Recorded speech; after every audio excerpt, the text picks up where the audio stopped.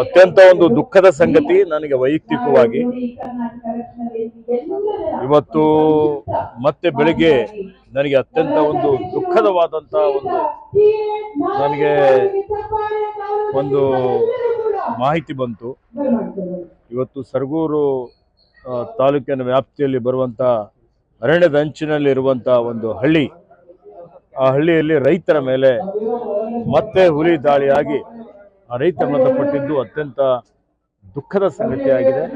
ಆ ಪರಿವಾರದ ದುಃಖದ ಜೊತೆಯಲ್ಲಿ ನಾವೆಲ್ಲ ಇದ್ದೇವೆ. 27ನೇ ತಾರೀಕಿಗೆ ನಾನು ಚಾಮರಾಜನಗರಕ್ಕೆ ಅಂದರೆ ಬಂಡೀಪುರಕ್ಕೆ ಭೇಟಿ ಕೊಟ್ಟು ಒಂದು ಹಿರಿಯ ಅಧಿಕಾರಿಗಳ ಸಭೆ ಮಾಡಿ ಯಾವುದೇ ಪರಿಸ್ಥಿತಿಯಲ್ಲಿ ಇಂಥದ್ದು ಮರುಕಳಿಸಬಾರ್ದು ಅಂತ ಸೂಚನೆಯನ್ನು ಕೊಟ್ಟಿದ್ದೆ. ಅದಾದ್ಮೇಲೆ 2ನೇ ತಾರೀಕಿಗೆ ನಾನು 2ನೇ ನವೆಂಬರ್ಗೆ ಇವತ್ತು ಚಾಮರಾಜನಗರದಲ್ಲಿ ಅಲ್ಲಿನ ಜಿಲ್ಲಾ ಉಸ್ತುವಾರಿ ಸಚಿವರಾದಂಥ ಮಾದೇವಪ್ಪನವರು ಮತ್ತು ಮಾನ್ಯ ಜಿಲ್ಲಾ ಉಸ್ತುವಾರಿ ಸಚಿವರಾದಂಥ ವೆಂಕಟೇಶ್ ಅವರು ಅವ್ರ ಜೊತೆಯಲ್ಲಿ ಸುಮಾರು 6 ಗಂಟೆವರೆಗೆ ನಾವು ಅಲ್ಲಿ ಚರ್ಚೆ ಮಾಡಿ ಇವತ್ತು ಏನು ಯಾವುದೇ ರೀತಿಯ ಇಂತಹ ಘಟನೆಗಳು ಆಗಬಾರ್ದು ಅಂತ ಸೂಚನೆಯನ್ನು ಕೊಟ್ಟು ಅನೇಕ ಕ್ರಮಗಳನ್ನು ತೆಗೆದುಕೊಳ್ಳಬೇಕು ಅಂತ ಹೇಳಿದ್ದೇವೆ.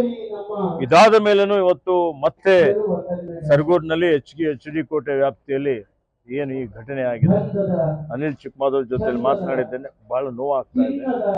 ಹೀಗಾಗಿ ಇವತ್ತು ಮನುಷ್ಯನ ಜೀವ ಅತ್ಯಮೂಲ್ಯವಾದಂಥದ್ದು, ಜೀವಕ್ಕೆ ಬೆಲೆನೇ ಕಟ್ಟಲಿಕ್ಕೆ ಆಗೋದಿಲ್ಲ. ಇದೆಲ್ಲ ಕಾರಣಕ್ಕೆ ನಾನು 2ನೇ ತಾರೀಕಿಗೆ ಎಚ್ಚರಿಕೆ ಕೊಟ್ಟಿದ್ದೆ. ಇವತ್ತು ಬೇಗ ಕೊಂಬಿಂಗ್ ಮಾಡ್ತಾ ಇದ್ದಾರೆ ನಮ್ಮ ಅಧಿಕಾರಿಗಳು, ರಾತ್ರಿ ಹಗಲೇ ಮಾಡ್ತಾ ಇದ್ದಾರೆ. ಆದ್ರೂ ಇವತ್ತು 1-2 ಹುಲಿಗಳನ್ನು ಸೆರೆ ಹಿಡಿದಿದ್ದಾರೆ, ಇನ್ನು ಕೆಲವೊಂದು ಹುಲಿಗಳು ಹೊರಗಡೆ ಇದ್ದಾವೆ.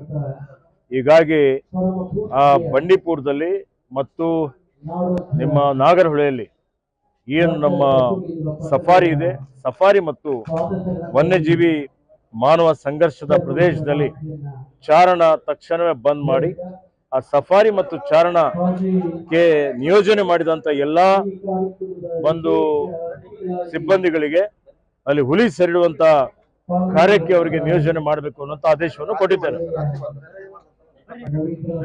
ಏನು ಸ್ಟಾರ್ಟ್ ಆಗಿದೆ, ಈಗ ಸುಮಾರು ದಿವಸದಿಂದ ಮಾಡ್ತಾ ಇದ್ದಾರೆ. 8 ದಿವಸ ಹಿರಿಯ ಅಧಿಕಾರಿಗಳು ಅಲ್ಲೇ ಇದ್ದಾರೆ. ಸಫಾರಿ ಬೆಳಿಗ್ಗೆ ರಾತ್ರಿ ಎಲ್ಲಾನೇ ಬಂದ್. ಇನ್ನಷ್ಟು ಹೆಚ್ಚಿನ ಮಾಹಿತಿಗಾಗಿ ಫಾಲೋ ಮಾಡಿ ಬ್ರಿಗೇಡ್ ನ್ಯೂಸ್ ಕನ್ನಡ.